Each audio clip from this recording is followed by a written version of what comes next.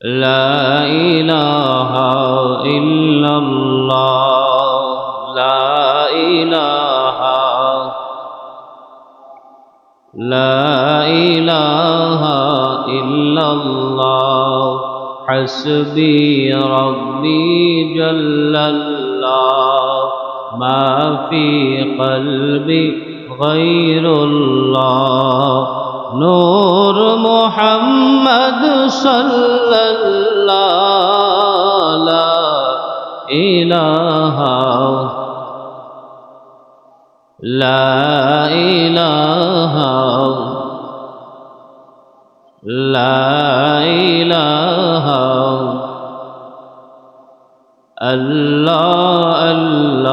الله لا إله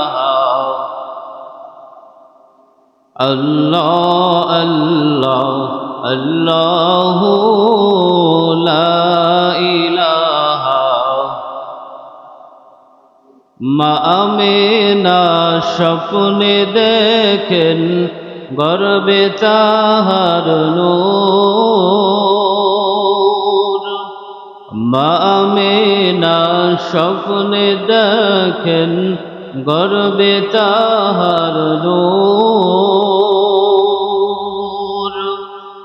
সেই নূরেরই নাম রাখিলেন সেই নূরেরই নাম রাখিলেন মুহাম্মদ রাসূল নবীজি আল্লাহ আল্লাহ আল্লাহ লা ইলাহা গুনাহগারের গুনাহ ঝরে নবী দুরূদে আপনার গুনাহগারের গুনাহ ঝরে নবী দুরূদে আপনার দয়া করে রোজ হাসরে দয়া করে রোজ হাসরে তড়াইয়েন উম্মত গুনাহগার নবীজি আল্লাহ আল্লাহ আল্লাহ লা ইলাহা আল্লাহ আল্লাহ আল্লাহ লা ইলাহা লা ইলাহা ইল্লাল্লাহ মুহাম্মাদুর রাসূলুল্লাহ সাল্লাল্লাহু আলাইহি ওয়াসাল্লাম।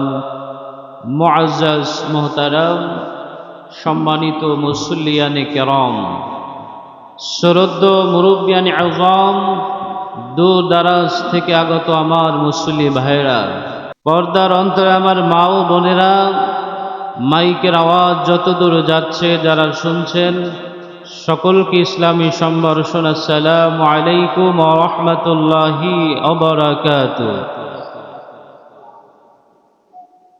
আল্লাহ সুবহানাহু ওয়া তাআলার দরবারে লাখ কোটি শুকর যে আল্লাহ সুবহানাহু ওয়া তাআলা পবিত্র জুমার দিনে শাওয়াল মাসের প্রথম জুমায় আমাদেরকে একত্রিত হওয়ার তৌফিক দান করেছেন।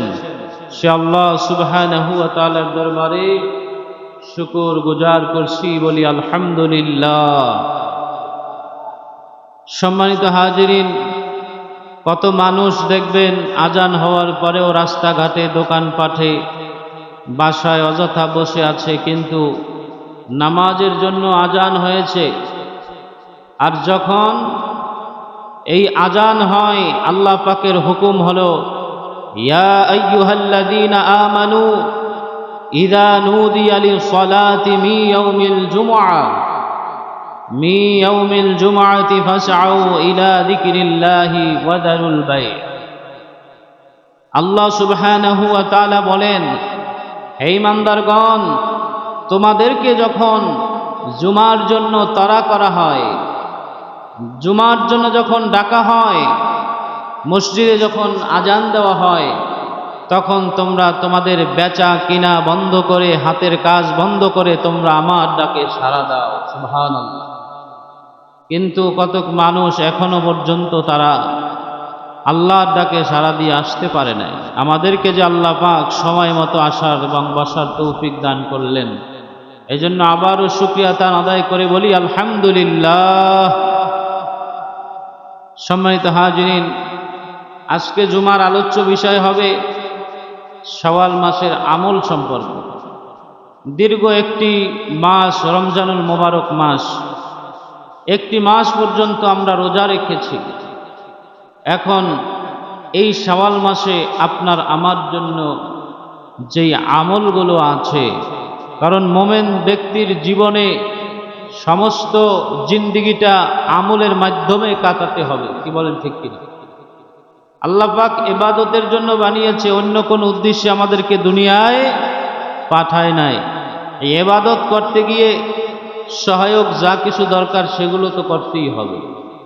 তো আল্লাহ সুবহানাহু ওয়া তাআলা আমাদেরকে দীর্ঘ একটি মাস, রমজানুল মোবারক মাস, আমরা রোজার মাধ্যমে, তারাবির মাধ্যমে আমরা পার করেছি। ঈদের নামাজের মাধ্যমে আমরা কি আবার এই শাওয়াল মাস আমরা শুরু করেছি। কি বলেন, ঠিক কিনা? সম্মানিত হাজিরিন, তো আল্লাহ সুবহানাহু ওয়া তাআলা রমজানুল মোবারকের আগের মাস হলো শাবান মাস। কি মাস? শাবান মাস। আর রমজানুল মোবারকের পরের মাস হলো শাওয়াল মাস। কি মাস? শাওয়াল। তাহলে শাবান এবং শাওয়াল এই দুই মাসকেও আমরা আমাদের আমল দিয়ে আমাদের জীবনকে সুন্দর করে, আমাদের মর্যাদাকে আল্লাহ সুবহানাহু ওয়া তাআলার কাছে আরো বৃদ্ধি করার সুযোগ আল্লাহ পাক আমাদেরকে দিয়েছেন। কি বলেন, ঠিক কিনা? সম্মানিত হাজিরিন, কোরআন এবং হাদিস থেকে আমি এ সম্পর্কে আলোচনা করার জন্য চেষ্টা করব ইনশাআল্লাহ। সম্মানিত হাজিরিন, সর্বপ্রথম আমরা যেটা আলোচনা করব সেটা হলো প্রত্যেকটা কাজের জন্য প্রতিযোগিতা হয়। হয় কি হয় না? দুনিয়ার জমিনে প্রতিযোগিতা অনুষ্ঠান দেখেন না? এক দল আর এক দলের কাছে জেতার জন্য, বেশি করার জন্য, বেশি পাওয়ার জন্য কি করে? প্রতিযোগিতা করে। সমাজের মধ্যেও দেখবেন এরকম বিভিন্ন জিনিস নিয়ে প্রতিযোগিতা চলে। আল্লাহ সুবহানাহু ওয়া তাআলা এই প্রতিযোগিতার কথা পবিত্র কোরআনের মধ্যে বলেছেন। কোন প্রতিযোগিতা? যেই প্রতিযোগিতা হলো দ্বীনের জন্য, ইসলামের জন্য, ঈমানের জন্য, আমলের জন্য। সুবহানাল্লাহ বলেন। পবিত্র কোরআনুল কারীমের মধ্যে আল্লাহ সুবহানাহু ওয়া তাআলা আমাদেরকে এই দিক নির্দেশনা দিয়েছেন। সূরা আল ইমরানের 133 নম্বর আয়াতের মধ্যে আল্লাহ সুবহানাহু ওয়া তাআলা বলেন, ওয়াসারিউ ইলা মাগফিরাতিম মির রাব্বিকুম ওয়া জান্নাতিন আরদুহাস সামাওয়াতি ওয়াল আরদু উইদ্দাত লিল মুত্তাকিন। আল্লাহ রাব্বুল আলামিন বলেন, তোমরা প্রতিযোগিতা করো, তোমরা প্রতিযোগিতা করো সেই বিষয়ের উপরে তোমাদের প্রতিপালকের নিকট থেকে ক্ষমা এবং বেহেশতের জন্য। সুবহানাল্লাহ বলেন। স্পষ্ট ঘোষণা, স্পষ্ট আয়াত। তোমরা প্রতিযোগিতা করো, তোমরা তরা করো সেই জিনিসের জন্য যেই জিনিসে তোমাদেরকে ক্ষমার বস্তু তোমাদেরকে দিবে। ক্ষমার জন্য, আল্লাহর কাছে ক্ষমা পাওয়ার জন্য তোমরা প্রতিযোগিতা করো এবং তোমরা প্রতিপালকের কাছে তোমরা বেহেশতের জন্য, নেক আমলের জন্য প্রতিযোগিতা করো। সুবহানাল্লাহ বলেন। নেক আমলের জন্য। কিসের জন্য? নেক আমলের জন্য। নেক আমল কি?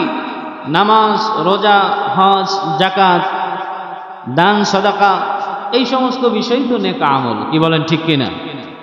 একজন ব্যক্তি 5,000 টাকা দান করছে, আপনি 10,000 টাকা দান করেন, এটা হলো নেক আমলের প্রতিযোগিতা। কি বলেন, ঠিক কিনা? দান সাদাকার ব্যাপারে, নামাজের ব্যাপারে, একজনে নামাজ 5 ওয়াক্ত পড়ে, 5 ওয়াক্ত নামাজের দেখতেছেন 5 ওয়াক্ত ঠিক মতো পড়ে, আপনি সুন্নত বাড়াই দেন, সুন্নত পরে নফল বাড়াই দেন। সুবহানাল্লাহ বলেন। নফল রোজা, আপনি ফরজ রোজা আমরা পালন করেছি, রোজার মাসে একটা মাস পর্যন্ত আমরা রোজা রেখেছি। এখন সবাই এক মাস রোজা সবাই তো রেখেছে, এখন সামনে আসতেছে এই শাওয়াল মাসে 6 রোজা, আপনি 6 রোজাও করেন, এটা হবে প্রতিযোগিতা। সুবহানাল্লাহ বলেন। এটা হবে নেক আমলের প্রতিযোগিতা। এরকম নামাজ, রোজা, হজ, আপনার হজ ফরজ হয়েছে, আপনি সমাজে অনেক মানুষের হজ ফরজ হওয়া সত্ত্বেও অনেক মানুষের হজ করে না, হজ না করিয়ে মারা যায়। সম্পদ আছে, হজ ফরজ হয়েছে, করবে না, নিজের ইচ্ছা, নিজের একঘেয়ামিটা। আপনি হজ করে আপনি নেক আমল করতে পারেন। সুবহানাল্লাহ বলেন। এইভাবে আল্লাহ পাক বলছেন তোমরা নেক আমলের প্রতি, তোমরা যেভাবে আল্লাহর কাছে ক্ষমা পেতে পারো এই বিষয়ের উপরে, এবং তোমরা বেহেশত পেতে পারো, জান্নাত পেতে পারো, এই বিষয়ের উপরে তোমরা প্রতিযোগিতা করো। সুবহানাল্লাহ বলেন। এখন আমরা প্রতিযোগিতা করে কি, ওই পাশের বাড়ির বিল্ডিং আছে একতলা, আমার কর্তব্য 3 তলা, পাশের বাড়ির একটা আছে আমার 5টা লাগবে, কি বলেন ঠিক কিনা? এই প্রতিযোগিতা দুনিয়ার প্রতিযোগিতা। দুনিয়ার প্রতিযোগিতা না করে আখিরাতের প্রতিযোগিতা করেন। সে ব্যক্তি আমল করে জান্নাতের মধ্যে বাড়ি বানাই ফেলাইবে, আর আমি পারবো না। কেন পারবো না? আমিও মানুষ, সেও মানুষ, তাইলে আমাকে আমল করে করে আমাকে জান্নাতি হতে হবে। সুবহানাল্লাহ বলেন। যেই জান্নাতের জন্য তোমরা প্রতিযোগিতা করবে, মনে রেখো সেটা আসমান এবং জমিন সমান। সুবহানাল্লাহ বলেন। আসমান এবং জমিন কত বড়, জান্নাত এত বড়। সুবহানাল্লাহ বলেন। এই জান্নাতের জন্য তোমরা প্রতিযোগিতা করো। তোমরা গুনাহ করেছো, এই গুনাহ মাফের জন্য তোমরা প্রতিযোগিতা করো। সমাজের মধ্যে গুনাহগার আছে না নাই? কি আছে না নাই? এই প্রতিযোগিতা করো, আল্লাহ পাক যেন সকলকে মাফ করেছে, আমাকেও যেন মাফ করে, এটা প্রতিযোগিতা। বলেন সুবহানাল্লাহ। সম্মানিত হাজিরিন, আল্লাহ বলতেছেন ধর্ম বিরোধীর জন্য আল্লাহ রাব্বুল আলামিন এই জান্নাত প্রস্তুত করে রেখেছেন। ওয়াইদাত লিল মুত্তাকিন, মুত্তাকি বান্দাদের জন্য আল্লাহ পাক এই জান্নাত রেখেছেন, ক্ষমা রেখেছেন। সুবহানাল্লাহ বলেন। তাহলে এই বান্দার জন্য যদি আল্লাহ পাক প্রতিযোগিতা ছেড়ে দেয় যে কে আসো, ক্ষমা, গুনাহ পাহাড় সমপরিমাণ করেছো, তোমরা আসো আমার কাছে, আমি আল্লাহ, আমি রব তোমাদেরকে ক্ষমা করে দিব। এই প্রতিযোগিতায় আমাদেরকে অংশগ্রহণ করা দরকার আছে না নাই? বলে বেশি বেশি কি করতে হবে? আল্লাহর কাছে ক্ষমা চাইতে হবে, এবং বেশি বেশি আল্লাহর কাছে জান্নাত চাইতে হবে। জান্নাতের জন্য নেক আমল করতে হবে। হবে কি হবে না বলেন? রমজানের ধারাবাহিকতা। রমজানের ধারাবাহিকতা মানে কি? রমজান মাসে আমরা নামাজ আদায় করেছি, তারাবির নামাজ, লম্বা সময় ধরে আমরা তারাবির নামাজ আদায় করেছি কিনা বলেন? রমজান মাসে আমরা রোজা রেখেছি, এই মাসেও সেই রমজানের ধারাবাহিকতা রক্ষা করা। এখন কিভাবে রক্ষা করবেন? আল্লাহ সুবহানাহু ওয়া তাআলা আমাদের আমলকে নষ্ট করতে চান না, আমাদের আমলকে আল্লাহ পাক জারি রাখতে চান। এজন্য পবিত্র কোরআনুল কারীমের সূরা মুহাম্মাদের 33 নম্বর আয়াতের মধ্যে আল্লাহ সুবহানাহু ওয়া তাআলা বলেন, ইয়া আইয়ুহাল্লাযীনা আমানু আতিউল্লাহা ওয়া আতিউর রাসূলা ওয়া লা তুবতিলু আ'মালাকুম। আল্লাহ রাব্বুল আলামিন তাদেরকে ডাক দিয়ে বলেন, যেই মানুষগুলো মুমিন, যেই মানুষগুলো মুত্তাকি, যেই মানুষগুলো পরহেজগার, সেই মানুষদেরকে আল্লাহ পাক ডাক দিয়ে বলতেছেন, হে বিশ্বাসী বান্দাগণ, তোমরা আল্লাহর অনুগত্য করো এবং রসুলের অনুগত্য করো। আতিউল্লাহ ওয়া আতিউর রাসূল, তোমরা আল্লাহর ইত্তেবা করো, আল্লাহর অনুগত্য করো এবং রসুলের অনুগত্য করো। সুবহানাল্লাহ বলেন। ওয়ালা তুবতিলু আ'মালাকুম, আর তোমাদের কর্মসমূহ বিনষ্ট করো না। তোমাদের কাজগুলো, তোমাদের আমলগুলো, এগুলো নষ্ট করো না। তোমরা যে আমলের ধারাবাহিকতা, এখন রমজানে আমরা করেছি ফরজ রোজা, কি করেছি? ফরজ রোজা আমরা পালন করেছি। এখন সেই আমলের ধারাবাহিকতা যদি আমাদের ধরে রাখতে হয়, তাহলে এখন করতে হবে নফল রোজা। সুবহানাল্লাহ বলেন। দেখেন আল্লাহ পাক বান্দাকে কতটা সুযোগ দিয়েছে। বান্দার জন্য কতটা অপশন জারি রেখেছেন। রমজানে আমরা করেছি ফরজ রোজা, আর এখন করব আমরা নফল রোজা। এটা আল্লাহ সুবহানাহু ওয়া তাআলা আমাদেরকে বলেছেন যে আল্লাহ সুবহানাহু ওয়া তাআলার হুকুম বিধান, রমজানের রোজা এটা আল্লাহর হুকুম ছিল, কি বলেন ঠিক কিনা? আর এই 6 রোজা এটা নবীর হুকুম, নবীর বিধান ছিল। সুবহানাল্লাহ বলেন। নবীজি বলছেন মান সামা রমাদানান সুম্মা আতবাউ সিত্তা মিন শাওয়াল, যেই ব্যক্তি শাওয়াল মাসে, রমজানের পরে যেই ব্যক্তি শাওয়াল মাসে 6টি রোজা রাখবে, ওই ব্যক্তি পুরা বছর, পুরা 1 বছর রোজা রাখার সওয়াব পেয়ে যাবে। সুবহানাল্লাহ বলেন। তাহলে সম্মানিত হাজিরিন, আমাদেরকে নফল ইবাদতের মাধ্যমে আল্লাহ পাকের নৈকট্য লাভ করা, নফল ইবাদত করে আল্লাহ পাকের নৈকট্য লাভ করা যায় কি যায় না?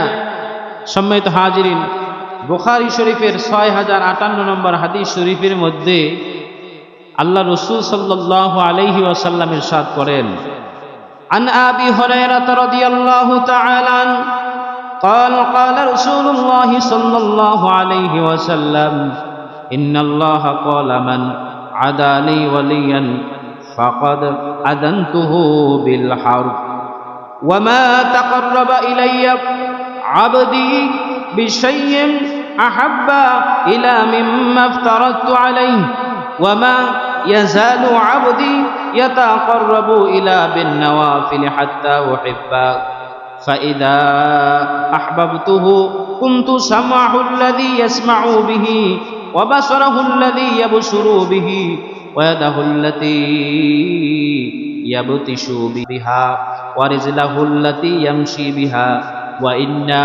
سألني لا أعطينه ولئن استعاذني لا أعيننه وما تردت عن شيء أنا فاعله ترددي عن نفس المؤمن يكره الموت وأنا أكره مصاعد।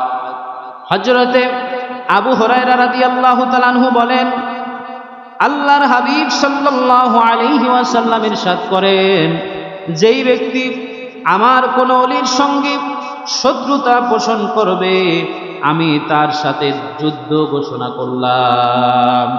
এটা কার কথা? আল্লাহ নবীর কথা। আল্লাহ সুবহানাহু ওয়া তাআলা বলতেছেন, হে রাসূল আপনি বলে দিন, যেই ব্যক্তি কোন আমার ওলির সাথে, আল্লাহর ওলির সাথে যেই ব্যক্তি কোন শত্রুতা পোষণ করবে, আমি রব্বুল আলামিন তার জন্য, তার সাথে আমি যুদ্ধ ঘোষণা করে দিলাম।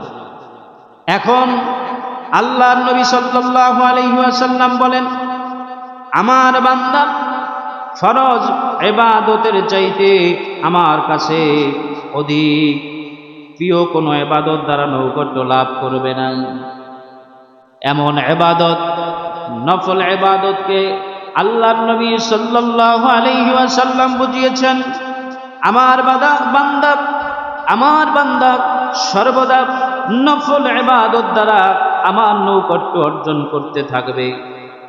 এই নৈকট্য অর্জন করলে আমি আমার বান্দাকে আমার ওলি বানায় দেব। সুবহানাল্লাহ বলেন। কি বলছেন? আল্লাহর যে ফরজ হুকুম আছে এগুলো তো পালন করবে। আল্লাহর হুকুম পালন করার পরে, ফরজ বিধান পালন করার পরে ওই ব্যক্তি যখনই নফল ইবাদতের মাধ্যমে নিজের জীবনকে সাজাবে, সুন্দর করবে, ইবাদতের মাধ্যমে উনি ওনার জীবনের মর্যাদাকে বৃদ্ধি করবে, আল্লাহ রাব্বুল আলামিন ওই ব্যক্তিকে আল্লাহর ওলি বানাই দেবে। সুবহানাল্লাহ বলেন। ওই ওলির সাথে, আল্লাহর নফল ইবাদত করনেওয়ালা ব্যক্তির সাথে যেই ব্যক্তি শত্রুতা পোষণ করবে, ওই ব্যক্তিকে আল্লাহ সুবহানাহু ওয়া তাআলা বলতেছেন, আমি তার সাথে যুদ্ধ ঘোষণা করলাম। সুবহানাল্লাহ বলেন। তাহলে ওই ব্যক্তি আপনি নিজে যদি আল্লাহর ফরজ বিধান মানেন, সুন্নাত বিধান মানেন, আপনি মানার পরে আপনি যদি অতিরিক্ত আপনি যদি ইবাদত করতে পারেন, নফল নামাজ করতে পারেন, নফল রোজা রাখতে পারেন, বেশি বেশি আল্লাহ পাকের জিকির করতে পারেন, আল্লাহর মাহবুব বান্দা হয়ে যাবেন, আপনি একজন আল্লাহ পাকের ওলি হয়ে যাবেন। সুবহানাল্লাহ। আপনি যদি আল্লাহর ওলি হয়ে যান, ওলি হওয়ার পরে ওই ব্যক্তি এমন আল্লাহ পাকের মর্যাদা লাভ করবে।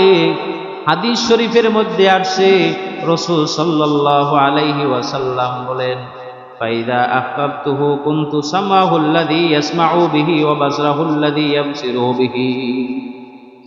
আল্লাহর নবী বলেন, ওই ব্যক্তি নৌকট্য অর্জন করার পর এমন ভাবে নৌকট্য অর্জন করল, ওই ব্যক্তি আমার কাছে একজন প্রিয় বান্দা হয়ে যাবে। সুবহানাল্লাহ বলেন। ওই ব্যক্তি যেই কান দিয়ে শোনে, আমি তার সেই কান হয়ে যাব। সুবহানাল্লাহ বলেন। ওই ব্যক্তি যেই মুখ দিয়ে বলে, আমি তার মুখ হয়ে যাব। ওই ব্যক্তি যেই হাত দিয়ে ধরে, আমি তার হাত হয়ে যাব। ওই ব্যক্তি যেই পা দিয়ে চলে, আমি ওই পা হয়ে যাব। সুবহানাল্লাহ বলেন। ওই ব্যক্তি যেই চোখ দিয়ে দেখে, আমি সেই চোখ হয়ে যাব। ওই ব্যক্তি যখন আমার সাথে কোনো সওয়াল করবে, কোনো কথা আমাকে বলবে, আমি ওই কথা মেনে নিব, আমি ওই কথা প্রত্যাখ্যান করব না। তাহলে দেখেন, নফল ইবাদতের মাধ্যমে আল্লাহ রব্বুল আলামিন একজন বান্দার মর্যাদা কত উন্নত এবং কত বৃদ্ধি করে দেয়। সুবহানাল্লাহ বলেন। এই মর্যাদা কার হবে? আল্লাহর ওলির হবে। আল্লাহর ওলিকে যে ফরজ ইবাদতের পরে যে ব্যক্তি বেশি বেশি করে নফল ইবাদত করে। সুবহানাল্লাহ বলেন। তাহলে নফল ইবাদত করতে হবে আল্লাহর ওলি হতে হলে। আর আল্লাহর ওলি যদি হতে পারে, ওই ব্যক্তির হাত হয়ে যাবে, ওই ব্যক্তির মুখ হয়ে যাবে, ওই ব্যক্তি যেই কান দিয়ে শুনবে সেটা হয়ে যাবে, ওই ব্যক্তি যেই হাত দিয়ে ধরবে সেইটা হয়ে যাবে, ওই ব্যক্তি যেই পা দিয়ে হাঁটে, আল্লাহ রাব্বুল আলামিন সেই পা হয়ে যাবে। এই অর্থটা কি? অর্থ হলো, মুখ দিয়ে যদি কোনো ব্যক্তি আল্লাহর ওলি হয়ে যায়, আল্লাহর নৌকট্যবান বান্দা যদি হয়ে যায়, হলে পরে মুখ দিয়ে যদি কোনো কথা বলে, ওই কথা ফিরাবে না। হাত দিয়ে যেই কাজ করবে, ওই হাতে আল্লাহ সহযোগিতা পাবে। সুবহানাল্লাহ বলে। মুখ দিয়ে যদি কোনো কথা বলে, ওই মুখের কথায় সহযোগিতা পাবে। হাঁটতে হাঁটতে উনি যেই পা দিয়ে হাঁটবে, ওই জায়গায় আল্লাহর সহযোগিতা পাবে। বলেন সুবহানাল্লাহ। এই জন্য ভাইজান, আল্লাহ রব্বুল আলামিন পবিত্র কালামুল্লাহ শরীফের মধ্যে বলে দিয়েছেন, নাহানু আকরাবু ইলাইহি মিন হাবলিল ওয়ারিদ। বান্দা, আমি তোমার দূরে নয়, আমি তোমার কাছে অতি নিকটে। তোমার মাথার চাইতে তোমার ঘাড়, তোমার ঘাড়ের যে রগ আছে, শাহরগ আছে, এই রগ যত কাছে, আমি আল্লাহ রব্বুল আলামিন তার চাইতেও তোমার কাছে। সুবহানাল্লাহ বলে। এই জন্য বাজান, আমাদেরকে নফল ইবাদতের প্রতি গুরুত্ব দিতে হবে। তাহলে ফরজ ইবাদত, ফরজ রোজা আমরা করেছি, রমজানুল মুবারকে একটি মাস আমরা রোজা রেখেছি। এখন আমাদের মাঝে আসছে নফল রোজা, এটাও পালন করতে হবে। কারণ নফল রোজার মাধ্যমে, নফল নামাজের মাধ্যমে আল্লাহ পাকের ওলি হওয়া যায়। ঠিক কিনা বলেন? এইমাত্র হাদিস শুনাইলাম আপনাদের। ভাইয়েরা আমার, বন্ধুরা আমার, কিয়ামতের ময়দানে নফল ইবাদত দ্বারা ফরজ ইবাদতের ঘাটতিগুলো পূরণ করা হবে। সুবহানাল্লাহ বলেন। কি করা হবে? নফল ইবাদত দ্বারা ফরজ ইবাদতের ঘাটতিগুলো পূরণ করা হবে।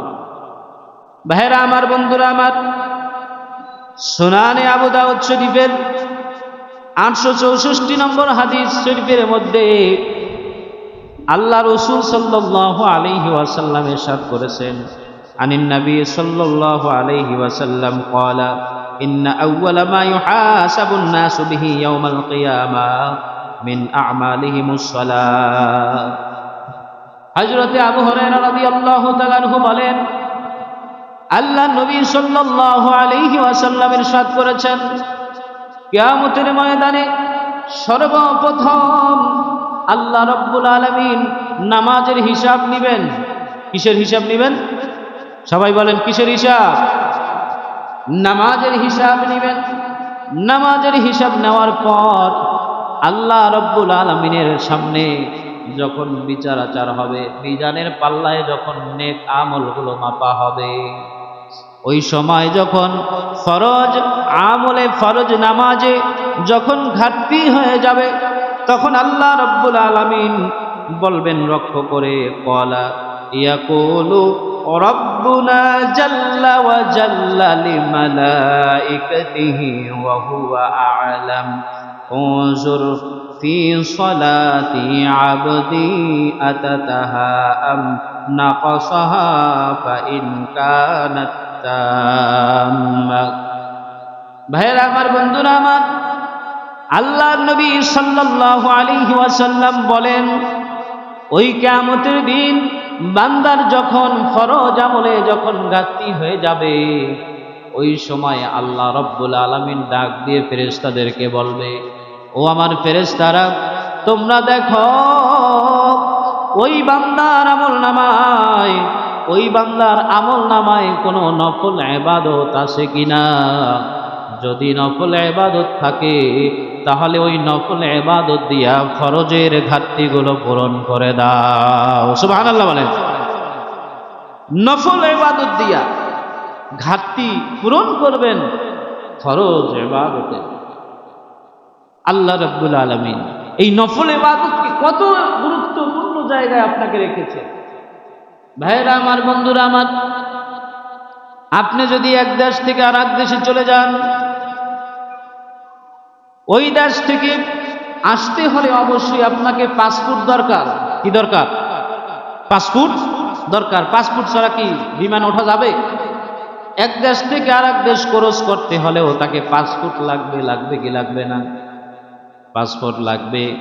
তাইলে বাজার, আপনি যখন বাংলাদেশ থেকে যখন সৌদি আরব যাবেন, ওই জায়গায় থেকে যদি আপনাকে বাংলাদেশে আসতে যদি পাসপোর্ট লাগে, এমন বিপদ আপনার হয়ে গেছে, ওই জায়গায় থেকে আপনাকে বাংলাদেশে আসতে হবে, কিন্তু আপনার কাছে কোনো পাসপোর্ট নাই, আসতে দেবে না, কোনো সুযোগ নাই। কি আসতে পারবেন? আসা যাবে? যাবে না।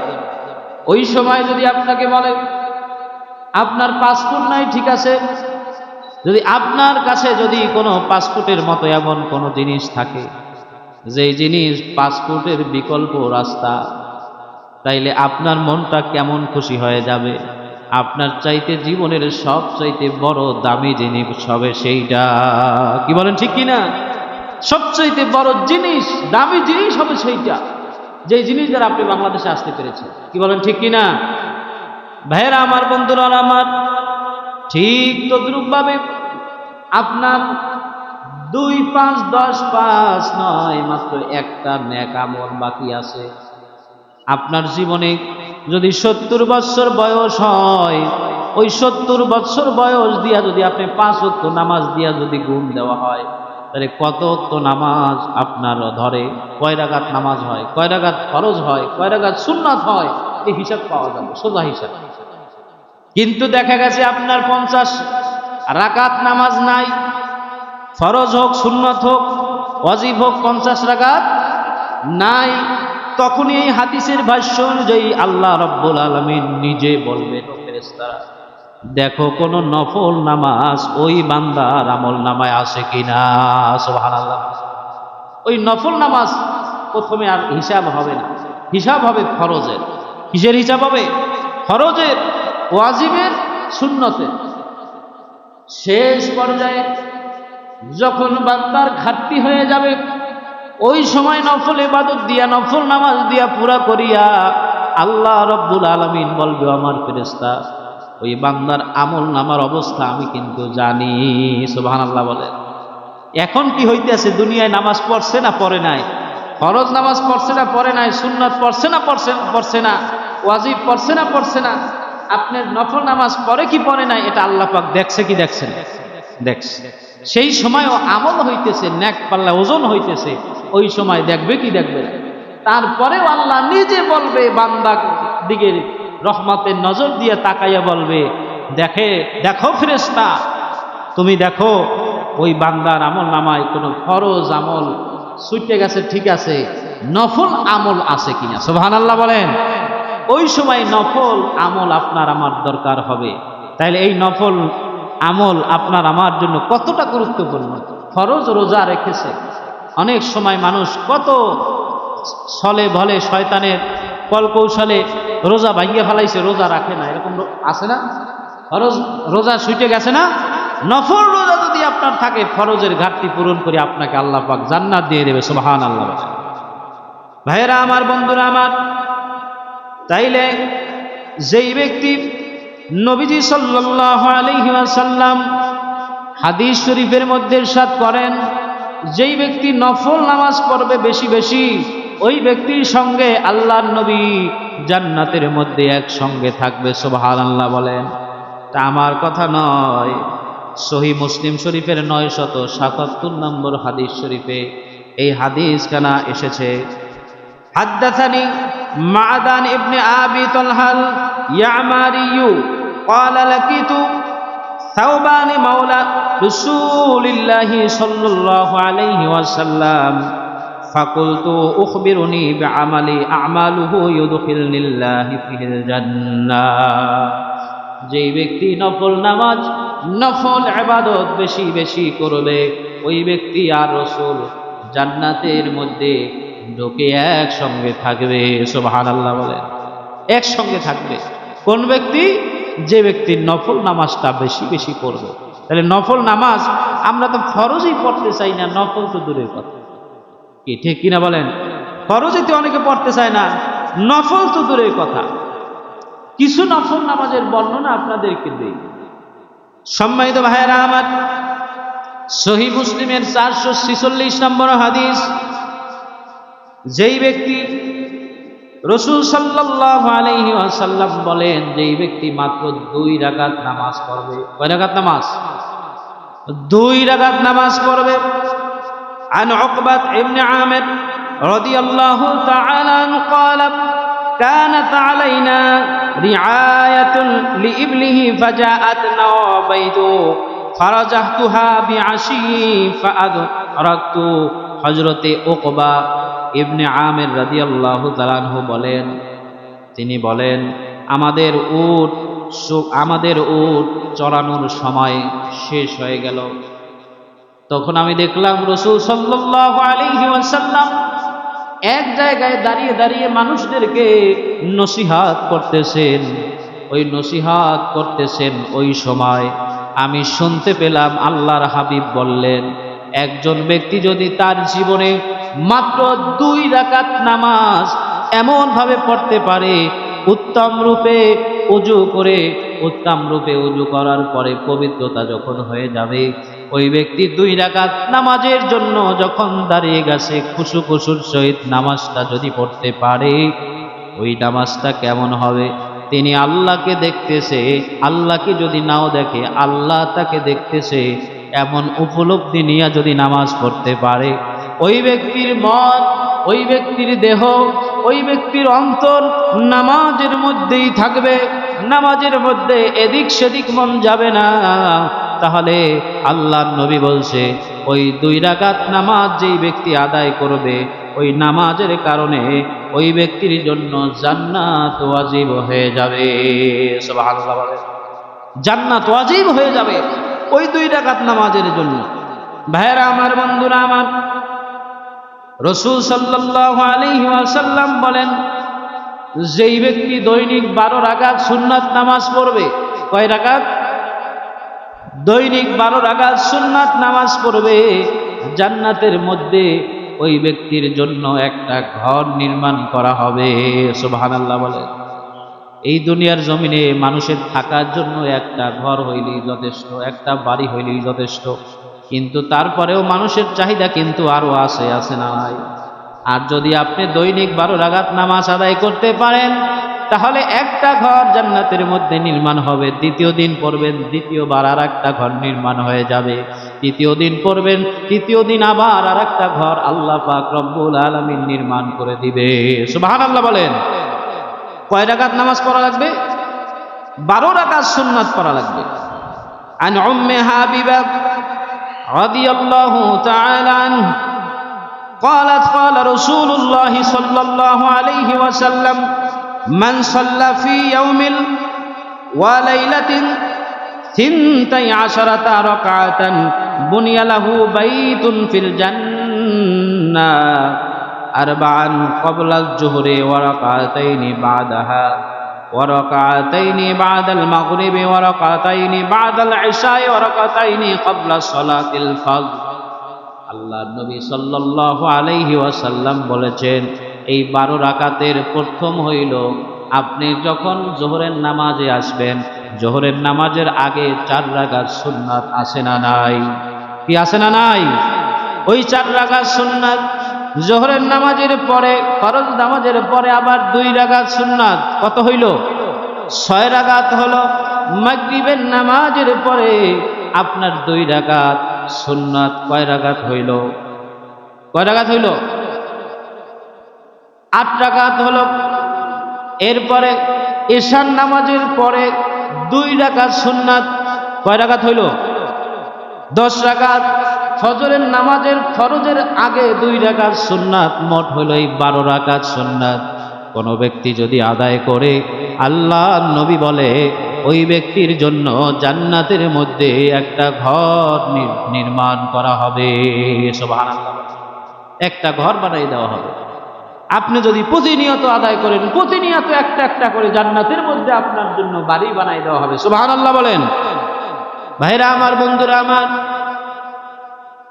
নামাজ অনেকে পড়তে আসে কিন্তু অনেক নিয়ম কানুন জানে না আসে না নাই ইমামের সাথে দাঁড়ানোর কারণে ইমামের নামাজের কাতার যেভাবে আপনি দাঁড়ান ইমাম আল্লাহু আকবার বললে আপনি রুকুতে যান ইমাম আল্লাহু আকবার বললে সিজদায় যান এরকম করে ইমামের নামাজের সাথে আপনার নামাজও হয়ে যায় কিন্তু এই নামাজের মধ্যে যখন মুসল্লিরা কাতার বন্দী হয় এই কাতারের নিয়মটা অনেকে জানে না অনেক মানুষ এই কাতারের নিয়মটা জানতে চায়ও না নিজেরা নিজেদের মন গড়া ভাবে নামাজে দাঁড়ায় আসে না না সবাই বুঝে যে নামাজের মধ্যে মসজিদের ইমাম সাহেবের ডান দিকে দাঁড়াইলে বেশি ন্যাক পাওয়া যায় আপনার কথা মানলাম ডানের দিকে দাঁড়াইলেন দাঁড়াইতে দাঁড়াইতে সব ভরে গেল ডান দিক বাম দিক মসজিদ সব ভরে গেল মসজিদের বারান্দাও ভরে গেল মসজিদের মাঠ ভরে গেল এখন একটা মানুষ জুবান নামাজের জন্য ওই রাস্তায় দাঁড়িয়েছে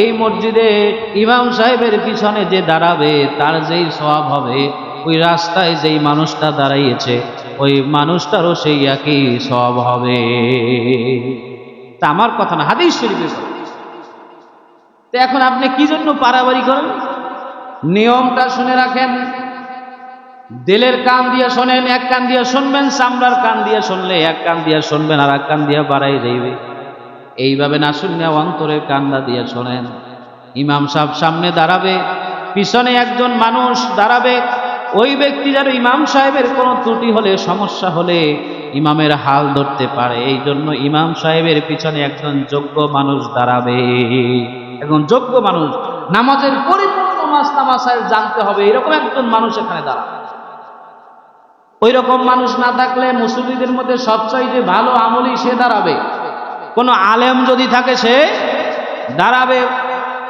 তার ডান সাইডে একজন মুসল্লি দাঁড়াবে বাম সাইডে একজন মুসল্লি দাঁড়াবে ডান সাইডে একজন মুসল্লি দাঁড়াবে বাম সাইডে একজন মুসল্লি দাঁড়াবে ডানে দাঁড়াবে বামে দাঁড়াবে ডানে দাঁড়াবে বামে দাঁড়াবে এরকম করতে করতে বাম সাইডের চাইতে ডান সাইডে মাত্র একজন মুসল্লি বেশি থাকবে এটাই হলো সুন্নাত পদ্ধতি কয়জন সবাই জোরে বলেন কয়জন বামের চাইতে ডানে থাকবে বেশি কয়জন আর আপনি আছেন 10 জন বেশি তাহলে বামের অবস্থা কি সেই জিনিসটা অসুন্দর হয়ে গেল না কি বলেন ঠিক কিনা সামনে কাতার খালি পিছনে লোক আছে সামনে কাতারে আসে না পিছনে আবার কাতার দিয়ে দাঁড়াই গেছে কি বুঝুন কেমন আছে না না সামনে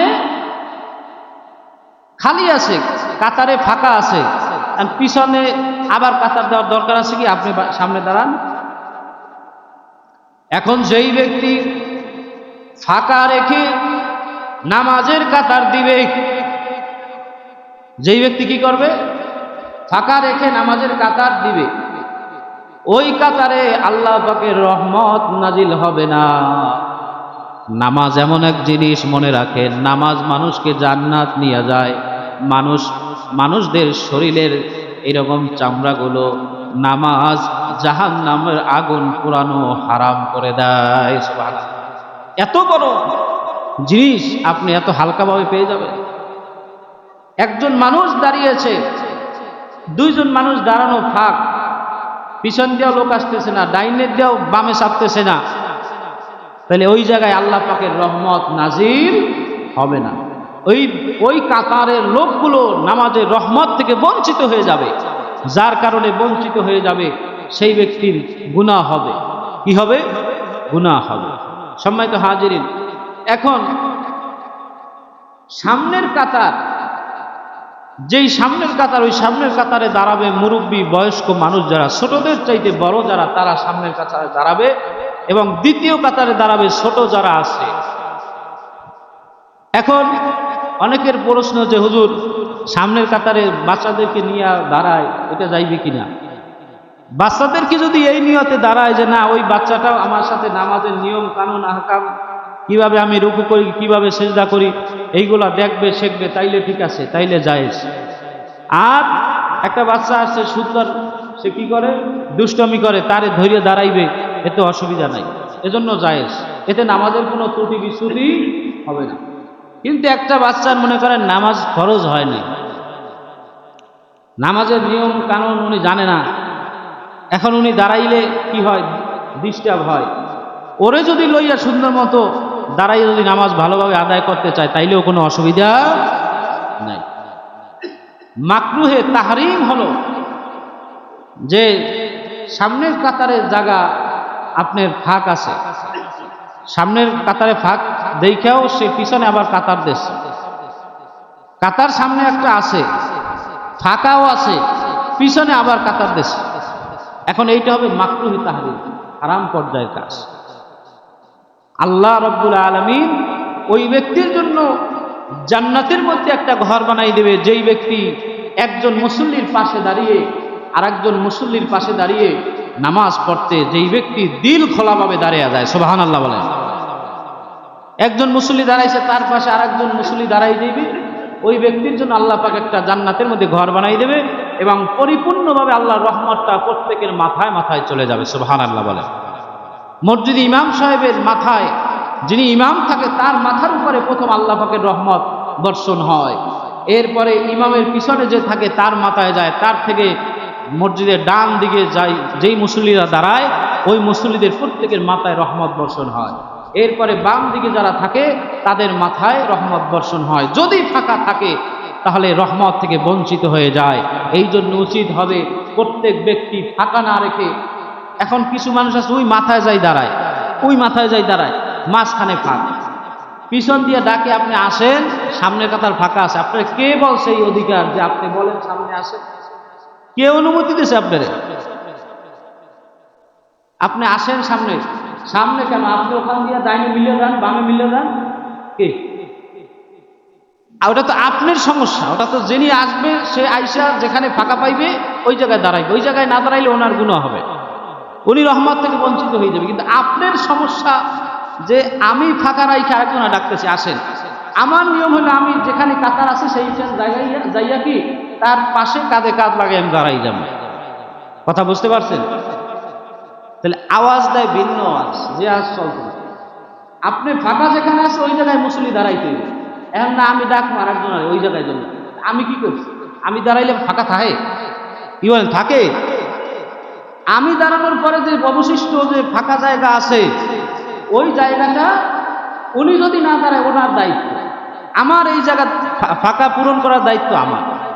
তো আল্লাহ পাক আমাদের সকলকে এই রমজানুল মোবারকের পরবর্তী 6 রোজা নফল রোজা রাখার তৌফিক দান করুক, নামাজের নিয়ম কানুন মতো আমাদেরকে সুন্দরভাবে আদায় করার তৌফিক দান করুক। যারা কাবলা জুমা আদায় করেন না, কাবলা জুমা আদায় করেন।